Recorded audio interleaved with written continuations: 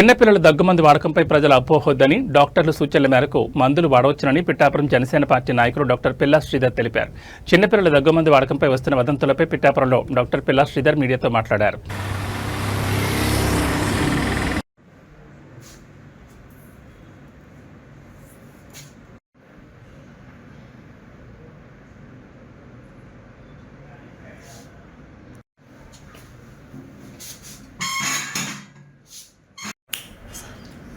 అందరికీ నమస్కారం. నేను డాక్టర్ పిల్లా Sridhar, DNB general medicine consultant physician. గత కొన్ని రోజులుగా ప్రజలందరూ కూడా చాలా ఆందోళనకరమైన విధంగా ఉన్నారు. ఎందుకంటే మధ్యప్రదేశ్లో దగ్గుమందు వేసుకోవడం వల్ల 20 మంది చిన్నారులు చనిపోవడం జరిగింది. ఇది చాలా బాధాకరమైన విషయం.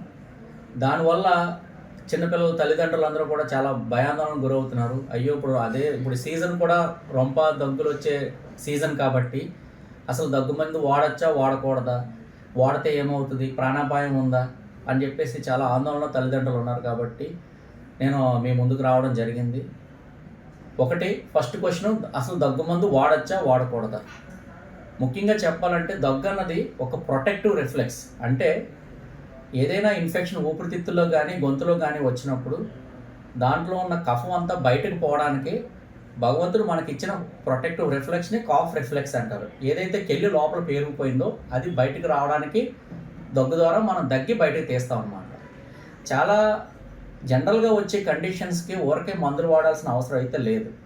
కానీ తప్పనిసరి పరిస్థితుల్లో మనం వాడాల్సిన అవసరం వస్తే వాడాల్సి వస్తుంది.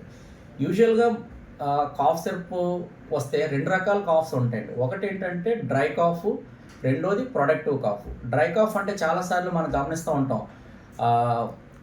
పొడి దగ్గు వస్తూ ఉందని అంటారు కదా, అదనమాట. దానికైతే మనం దగ్గుకు సప్రెస్ చేసి మెడిసిన్ వాడాలి. రెండోది ప్రొడక్టివ్ కాఫ్.